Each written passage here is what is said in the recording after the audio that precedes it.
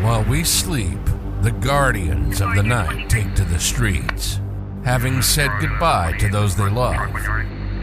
Each other knowing they may never say these words again, they face the evil that we run from. They dedicate their lives to those that would hate them because they wear the badge. They wear the badge not for the glory or recognition, but because they were born to honor the thin blue line.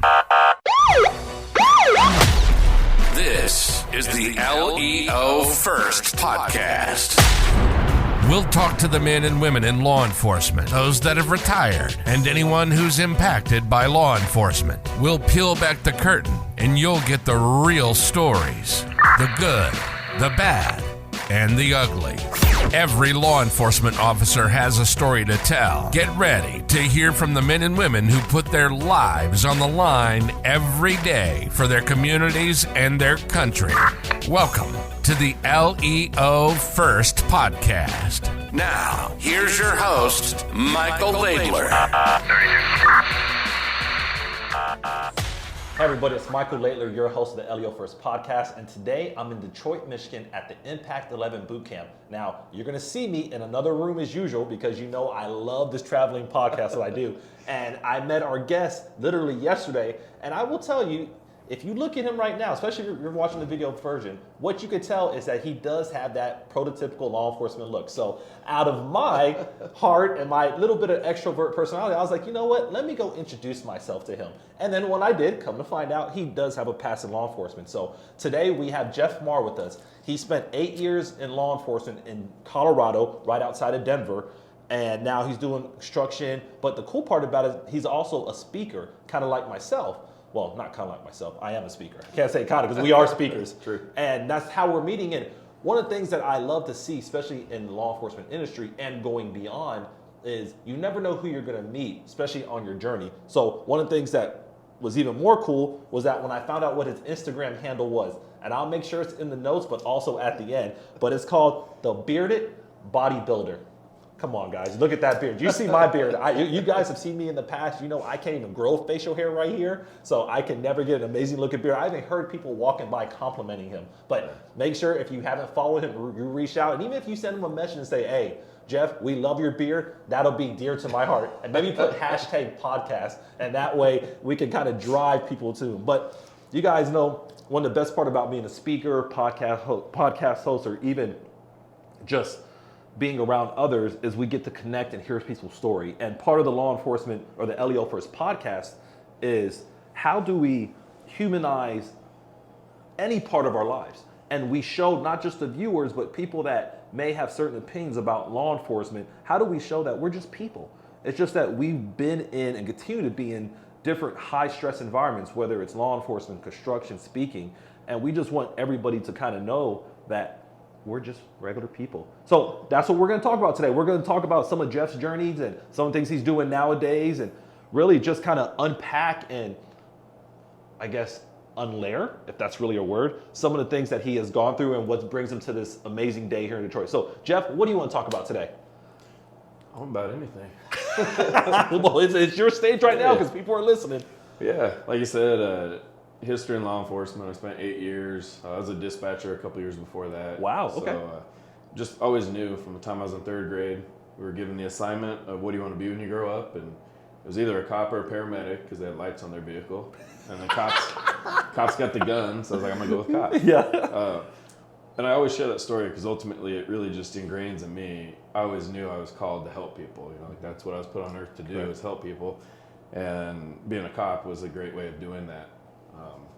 We can get into that part of the story now. I lost my career, bad decisions off duty. We'll be honest. I mean, because that's the part that sometimes we think, and even everybody thinks that because you're in law enforcement, you can't make mistakes. But then they don't just think that; they think that you can't recover from them.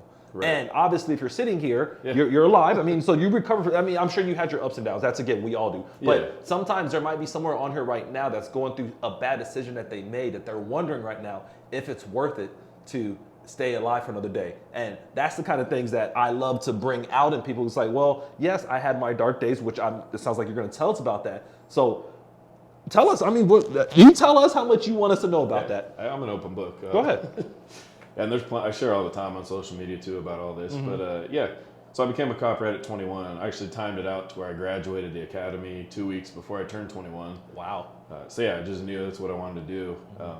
And I had a couple kids by that. I had my first daughter when I was 17, right before my senior year of high school. You started early. Yeah, we call that starting early. Yeah. I missed a couple 2-a-day practices in the hospital having a baby, and my coach was like, "Hey, you got to get back to practice, man." Well, sir, I got a little baby. I'm just saying, I'm trying to be there. Yeah. So anyway, I mean, I grew up quick, right? So at 21, where I look at my kids now who are 21 and around that age, and I'm like, holy cow. The first death call I went to was a elderly woman got ran over by a bus, and I was underneath the bus, and just watched. Anybody that's seen somebody die knows, you just watch that soul life drain out of somebody, and at 21, nobody's prepared for that. And at that time, there was nothing in law enforcement to even help you cope with that. And so it doesn't matter. I went home, got in the shower, and cried for a while, and then that was it. Go back to work the next day and try to act like it didn't happen. So, and ultimately, I mean, I share that because when I really reflect on my career and the combined trauma that happened, it's all of those things just added up at the end and just to a big blowout. So I have 7 kids now, but so as I'm going through my career. Whoa. All the children. We're going to pause this at not the whole, we're not going to stop the recording, but I want to make sure people hear this was not a technical error. No. You said, and whether they're watching the video or listening to audio, you said 7, like after 6 before 8. Correct. Okay, 7 kids. Okay, sorry, keep going. Sorry, that just I wanted to make sure we all heard that. Okay, which is 7. impressive. I have 7 1, and I get worked up by 1, so 7 definitely gets real. Well, after 3, it's all the same. So I have heard similar statements. Yeah. Yeah, they said once you just give them, they just kind of all blend in at that point. Yeah, and I mean, which one do you get rid of? When you start having more, all right, get in the truck. Yeah. So anyway, through my 8 years, having a family, going through all this stuff, and just. I do, to what you said, people don't understand a lot. Like, cops are humans too. Yeah. So I was going through stuff at home. Most cops, marriage ends in divorce. Mine was going through a divorce. I've been through a divorce too, don't I? I'm with you.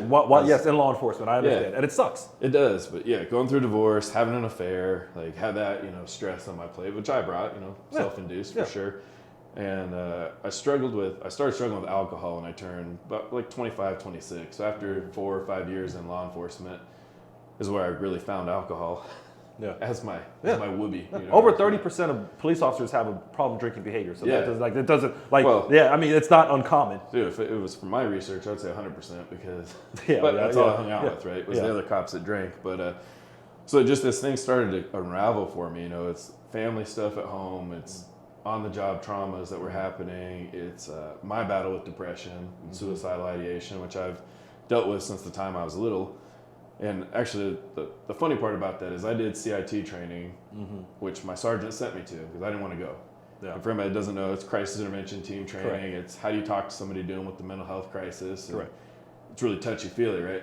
Hey, we're here to help, and it's not guns out and breaking up fights and the cool stuff that I wanted to do. And law enforcement, actually, we started doing CIT before we start working on ourselves. So we were being taught, how to now handle the public even more, but we still weren't doing CIT for ourselves, which is changing nowadays. But even like you said back then, you were now learning how to still handle people's problems more than you were even considering looking at yours yet. But yeah, for sure, and that kind of ties into the whole thing too. But so we're going through the chapter on depression, and as we're reading and defining what somebody has who has depression, I was like, oh shit, I have depression. Yeah, you have all, And my very next thought was nobody can find out because I'll lose my career. Correct. So it wasn't I have depression, I should go talk to somebody, I need some help, I need to figure out how to deal with this. It was, I better sweep that under the rug, nobody can find out. Correct. And so that, just all this stuff just accumulates.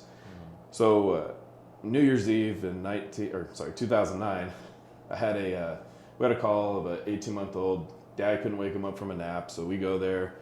Dad's got him on the bed trying to do CPR. It's not going to work. We put him on the floor. Yeah.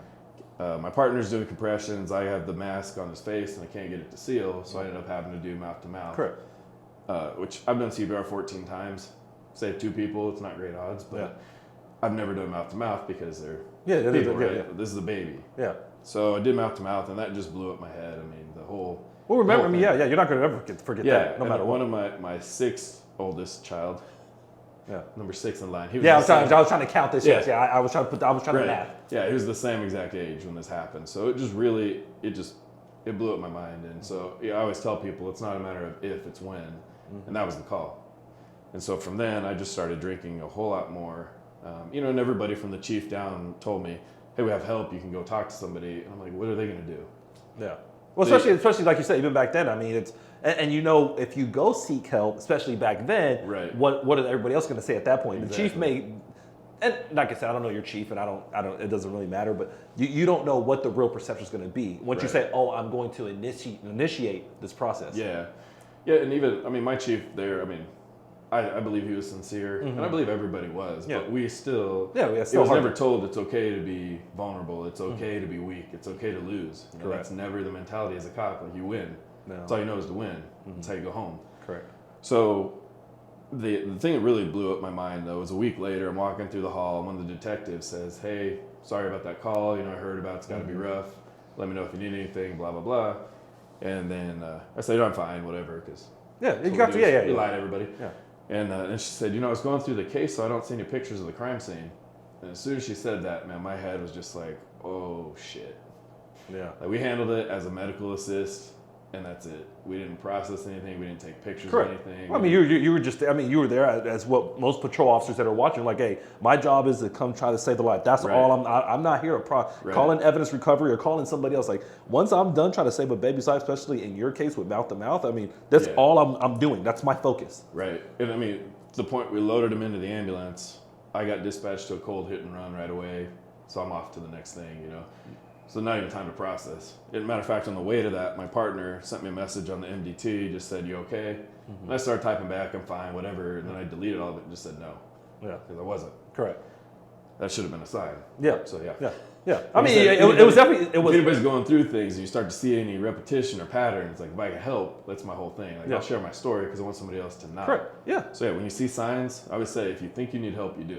Yeah. The second you think you need help, your body's telling you we need to do something. And if there's even an ounce that thought that, go seek it. Doesn't mean you're broken, doesn't mean you can't be fixed, doesn't mean you're screwed. It just means, hey, we're human. We're not supposed to see the stuff we see. We're not built that way. Correct. So anyway, there was nothing on scene to show that there was anything, right? Yeah. But that accumulated with the fact that we went to the memorial service. This baby had a disease. He was going to die eventually. Correct. But there was like 100 first responders there, from EMTs to firefighters to the community, just people that had been around because the baby was from the time of 6 months old having seizures and going through it. And there's 4 of us cops that went there, and the whole time we don't see his dad anywhere. We're leaving finally, and his dad comes around the corner, and all he said to us is, "I hope I never see you guys again." And I was like, at the time, right, this is before the detective talked to me, and at that time I was like, that's pretty messed up. Like, I've had nightmares for the last few days because of this, and he said, well, I know where you guys hide behind that stop sign, so I always make sure I stop. And then that was it, right? Like, no thank you, no. The mom was crying, gave us hugs, beside herself. He was just like cold. And so it was a few days after that, the detective said what she did to me, and I was just like, his dad killed him. Yeah. And the detective told me, she said, the insurance was changing on the 1st of January because it was a new year, and just a bunch of stuff. Like they pulled the plug at 11:30 at night within like 2-3 hours of him being in the hospital. Correct. Because we got a heartbeat, obviously. You give somebody enough medicine, they get a heartbeat. Yeah. So he had a rhythm when he got to the hospital, but they pulled the plug. And so anyway, it was really that messed with my head more than anything. Like, I didn't do my job. That makes sense, and I let somebody get away with murder.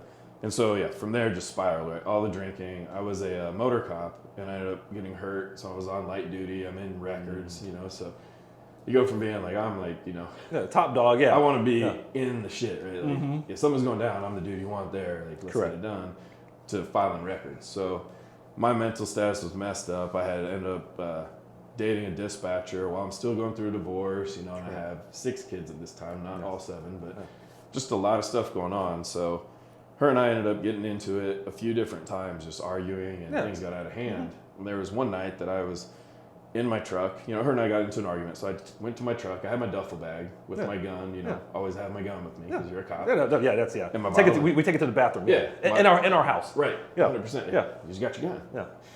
And my bottle of Jameson. Because that's what I was doing. And I'm sitting in my truck listening to music. I was in the back seat. Try to do the responsibility. I'm past the statute of limitations. Yeah. You can't give me DUI now. Yeah. Anyway, but I was in the back seat, right? Yeah. And just listening to music, and everything just went dark for me. And all I heard over and over in my head was come home. And I knew what that meant in my head, you know. Yeah. I'm depressed. I don't want to be here. I hate life. I suck. I can't save a baby. Like all this stuff. Everything. Can't save my family. I'm a bad husband. Correct. I'm a bad dad. Like all this stuff to where I'm just seeing like black, like everything tunnel vision. Mm-hmm. I see one little light and I just hear come home, come home, come home. So I take my gun out, have it to my head, start pulling the trigger, and a voice yelled no. Like, I'm by myself in my truck, music going, and something yelled. Thank goodness, yeah. Well, thank goodness, whatever that was. Right. Yeah. So snap me out of it. I go back inside the apartment, ask her for help, and she was really cold about it. Whatever. Yeah. Like, didn't end up getting help. But it was like the next day, you know, and we were talking, whatever, and some other people at the department knew about it, but everybody was just like, "What do we do?" Yeah. You know, like nobody really experienced it. So nothing happened, but I just remember over and over thinking, as long as nobody finds out, I'm okay. Yeah.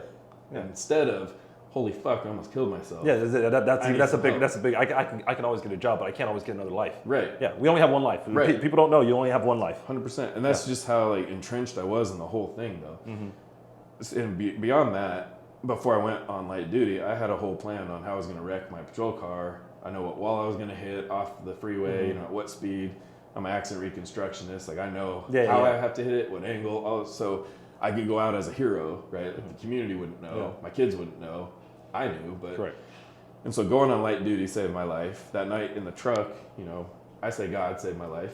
Yeah. Has a plan for me. And so it was a week after that. Again, her and I got into arguments, blah, blah, blah. There was a lot of alcohol involved. I ended up pushing her a couple times. I get arrested for domestic violence. Right. There goes my whole career. Correct. And again, like looking back on it, because I was so far gone and I wasn't getting help and I was just being really destructive, I wouldn't be alive today had that not happened. Correct. Sometimes nobody wants to get arrested. I promise you that. But sometimes but it will slow you down. Like it slows. Like even the most hardened criminal that commits crime, like getting arrested does slow you down or whatever you're doing. That doesn't mean it's always going to stop. Obviously, you stopped in that case, but it doesn't mean you're going to stop. But it does make you reset your thinking. Yeah. Now, I'm not saying anybody volunteer to get arrested. Don't do it. But we're just saying, the whole thing is like, if there's a problem, there is. Yeah. Like let's do something about it before you get to this point. You know, I tell cops all the time. Like you can get burnt out, you can not be happy where you are, whatever. Go out on your terms, you know. Quit. Yes. Quit. Don't get fired. There's gonna be another job. You can always go back as long as you go out the right way. And like don't push it to the point that you're just screwed. I can never be a cop again in this country. Yeah, but I mean, it might work out better because I know, and I know you talked about your calling earlier, but sometimes you never know, and that's why I would never be a street cop again because I don't know what the first call of service I will get because you can't control that. Right. You can go through the whole. Let's just say that your record was wiped and you're now eligible to become an officer anywhere, any agency, state, local, federal, whatever. But then that first call, let's say it's another baby death call. Right. Is it just going to snap you back in? Like it's like sometimes we want something, but that doesn't mean we need something. For sure. And maybe you not getting into that, and maybe being where you're at now is even a better calling than what you were previously thinking. Absolutely. I mean, I agree with you there. Yeah. You know, what I try to do with my speaking and coaching too, and having a heart to reach back out to the law enforcement community is the fact that, you know, when you're a cop, you're a helper, right? Mm-hmm. Like some people say heroes. We worked with enough cops that were like, I don't know how you got hired. I'm never going to call you a hero, like just because you put a badge on, right? Yeah. So I actually was talking to a mentor, and we really reframed a lot of that to say helpers. Like every cop's a helper. Yeah, absolutely. Like, I don't care. Even the worst cop out there does it because they want to help. That's true. And, you know, time and complacency and all this stuff turns people angry and sour towards their job and what they're doing. But to get into it, you're a helper, right? And so really what I want to do is heal the helpers. I want to help the helpers. So for sure, when you say that I had a higher calling, I do agree. Yeah. One of the hardest parts, though, and again, something I try to caution people on, is that identity. From the time I was 21 years old, I'm a cop. Yeah. You listen to me. You do what I say. Yes. It does not translate well into personal relationships. After 2 divorces and a domestic violence, like I can attest to that. Yeah. But it's real. Right. And that's like, it's ingrained in you. And as a 21-year-old man, boy, and you're still psychologically developing, you know, like that's what's ingrained in you. And you have to do that so you can go home at night. Yeah. So really, it's just a matter of, you got to take all that in, but then understand at the end of the day, it's a job. And you can't own the identity, because it took me 10 years after losing my career to finally be like, there's something else. Correct. Right? There's more to life. It took even 4 years after that for me to finally quit drinking, or 3 years after that to finally quit drinking alcohol completely. Yeah. But like, if you're so ingrained in it, you know, and a lot of military people struggle with it too. Like, absolutely. Because when you're at war with your team and your platoon or combat, whatever. I wasn't in the military, so like I don't know all the terms, but like, you know, even as cops, like that's your team. Yeah. And I went from, you know, I had a department of 45 people. Mm-hmm. The night I got arrested, the next day, one person reached out. So even there, you know, like you feel like you're willing to give your life up. You know, I lost throughout my career so many moments with my kids and holidays and birthdays and events and all this because I was the best cop, right? Like I'm gonna show up to work, I'm gonna get stuff done, and I love being a cop. Like, you know, loved it. I could find stuff, and then I wasn't the dude that got picked on and like wanted to pick on other people. I just loved it. Like I was a cop's cop, you know. So well, that's why I was able to pick you out yesterday. Yes, because you're definitely a cop's cop. We know. If anybody watched the video, you could tell. Yes, you're a cop's cop. And that's one of the things too, because like you don't need the badge either. Like I'm always that guy. Yeah. Right. Yeah. Like if something goes down, I'm gonna respond. Oh, it's game on. You're ready. We're always on standby. Yeah. I hear a loud noise in the store, and I'm like, we're looking around. Take this clothes rack and go find whoever's got the loud noise, right? Correct. Yeah. So like you don't need the badge to have that mentality and just help people and be there. And even that, you know, I wonder how many situations just my presence being around something has prevented other things from happening, you know? So it's not anything that I take for granted anymore or that I'm sad over anymore, you know, and it takes growth, but I only really share that to be like, just understand it's a job. And just the same way, you know, like if you passed away or if you quit, they'll replace you tomorrow. They will no matter what. Yeah. Well, no matter what. I mean, they have to have people. They have to. Yeah. Yeah. It's not personal. It's not personal. Right. And any business does, and that's business. Yeah. And so, like, I tell people for any job, like whether it's a cop or like any job, like put your family first, put yourself first, then put your family, and make sure that you take care of everything because if something happens, they'll replace you. You can't replace you. I think you read my book already. I know you have it, but that's a lot of stuff I talk about. But greatness beyond the badge when it comes to self-awareness. Yeah. One of the things terms I use is dissonance, and that's like when you don't have like a harmonious balance between like life and work. And one of the very first things I tell people to remedy that is put yourself first. Not in a you're the only person that counts, but if you're going to be good for your family, you have to grow yourself and you have to recognize things. Especially in your case where you have 7 kids, like if you're going to be the best father to 7 children, and then a girlfriend or a spouse, you have to be all there. But it starts with doing your internal assessment. So with all of that, now that you're coming into the speaking world even more, if people are looking to book you or find you, or they're going to want to hear more about your story, because I can tell you some of my viewers on here, like they're going through it, they are, because when I speak, they tell me. So what are some ways people can find you if they're looking for you? Yeah, so my Instagram, like you said, that handle, The Bearded Bodybuilder. I have my website. My coaching company is called Me Versus Me. Me versus me? Okay, I like that. Because that goes to like the whole battle, right? Like we got to fix ourselves first. Yeah. We can't show up for anybody else. Mm-hmm. So it's mevme.org. Okay. And otherwise, my last name's Marr. Mm-hmm. Facebook, you can look me up. You said LinkedIn. You said you're building your LinkedIn right now as well. LinkedIn too. And I don't want to say this, but I'm gonna say this. I heard Facebook's for old people, so we both have Facebook. But I enjoy it. I'm still on it. I will post on it probably today. But needless to say, there's several ways people can find you, whether it's IG, LinkedIn. You said Facebook, and then mevme.org. Me versus me. Yeah. So.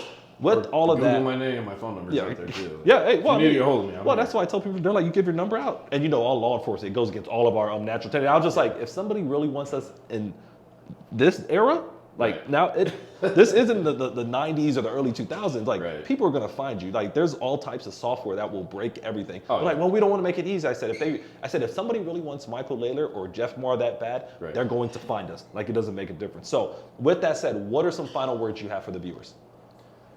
I just feel like probably the way that this whole thing went, again, just reiterating, if you think there's a problem, there is, get some help. Mm-hmm. Even if you don't tell anybody else, get some help.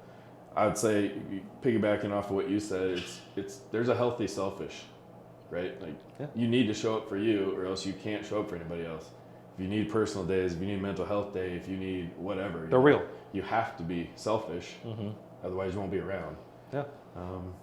I think that's probably the 2 takeaways I would say. And I agree with you. And the fact that one of the things I really wanted to highlight, all the things you said, all the story you went through, it's not just that it's real, but you're here today. So 100%. You went through a lot, and there's some people that are probably watching right now that are kind of questioning their place in this world. if you don't like your organization or you're struggling because you went to a bad call, there's other avenues out there. You have a construction business, now you're in the speakers world. Like, there's things you can do that make you happy. So the fact that you shared that, I think you guys really need to pay attention to that, because sometimes we see one agency, one organization, one industry, and that's all we identify ourselves with. Well, that's the identity thing, right? Yeah. Like, there's a whole world outside of cops. It is. I know you're ingrained in it because that's your family. Yeah. There's a whole world outside of it. And it's better for you to find that world than you to be forced to go Correct. get that world. And you can find it at any time. And I don't want any viewer that loves law enforcement to leave it. I just want people to know that if you're to that point to where you're burned out, or you're so stressed that you just want to take your life, or you just want to fight somebody, or you want to do something that's a negative coping mechanism, just leave. Dude, there's seasons, right? You leave for a season and go back. You can only do that when it's under you, when you're the one controlling it. Yeah, and we've seen officers leave. I had somebody recently. It's a woman. She's out of the Denver area too, and she left law enforcement because something traumatic happened, and then she just got back into it about a year or two ago. Yeah. But that's what I'm saying. But she left on her own terms because she realized what happened was gonna eventually cause her to do something negative. But she was like, you know what? I need to step back. She's back in it, and I think she's like a supervisor. So that's admirable. That's what I'm saying. Like you can, like you said, it's better. I will have more respect for somebody that comes in and out versus someone that suffers and then does something bad to themselves or somebody else. 100%. So yeah, man. If I could just say real quick too on that note, you know, like, if you're thinking about hurting yourself or ending your life, I mean, if you're here, there's a reason you're here. We still have a purpose. So yeah, I agree. Keep pushing forward. We can figure that out. Yeah, I agree. So guys, I know you love this episode, and especially the fact that we're here at Impact 11. Like I said, Jeff and I just met. I mean, technically we probably saw each other on Sunday, but we didn't really. I initiated the confrontation on Monday because I saw him looking like a grunt style on promo video walking around here. But I love the fact that law enforcement is everywhere. We can connect everywhere, and then we can find places like Impact 11 that allows us to do a podcast. Because actually, when I brought it up earlier today, our Ivy Gustafson, who's a VP over like membership, and she helps with like community building, I was like, do you think there's a way I could do a podcast in one of the back rooms? And she just looked at me like, you know what? That's a good idea. So needless to say, there's people even outside of our industry that love what we do. Because I said, hey, my background law enforcement, his background's law enforcement. We just want to do a podcast. She was like, okay, I got the room. That's why we got the sign up here, because we really wanted to share something else wherever we're at. So if you're, once again, wherever you're at in your life, remember there's always more, there's always plus, and if you ever need anything, you have both Jeff and I. You know you have me, but now you have somebody else, and make sure you follow, like, and subscribe him. Get onto his IG, and trust me, you know I'm gonna shoot you guys some reels once I edit this video, but be ready because we wanna give you as many resources as we can. And if you're looking for a speaker, Jeff's coming out to the lane, whether it's within law enforcement or out, but we always wanna make sure we give people opportunities to share our story, because I will personally tell you, and I speak anywhere from 15 to 20 conferences a year, your story resonates with a lot, and we'll talk about that offline. We don't need to tell you all the business strategies, but if y'all want to know business strategy, you can DM either of us, we can get you there. But regardless, once again, Jeff, thank you for being on here, thank you all for either listening and tuning in, or just if you just watched it on the video, what that might be. But once again, the whole goal is to humanize the badge and to provide resources and provide real life experiences from people that have done it. So once again, thank you guys, and be safe. You've been listening to the LEO First Podcast. Michael has been in law enforcement since 2005. He's worked for 3 law enforcement agencies in 3 different states. He's a professional speaker who travels the country teaching about leadership development and self-awareness. And he's the author of a book called Greatness Beyond the Badge: The 3 Key Principles for Self-Awareness. It's Michael's passion to bring law enforcement members' stories to the front, so you get the real and raw take. We hope you've enjoyed the show. Make sure to like, rate, and review. And we'll be back soon. But in the meantime, hook up with Michael on YouTube, Instagram, and LinkedIn at Michael Laidler, on Twitter at Michael A. Laidler, on Facebook at Michael Laidler Leadership. Send an email to michael@michaellaidler.com and hit the website at michaellaidler.com. See you next time on the LEO First Podcast.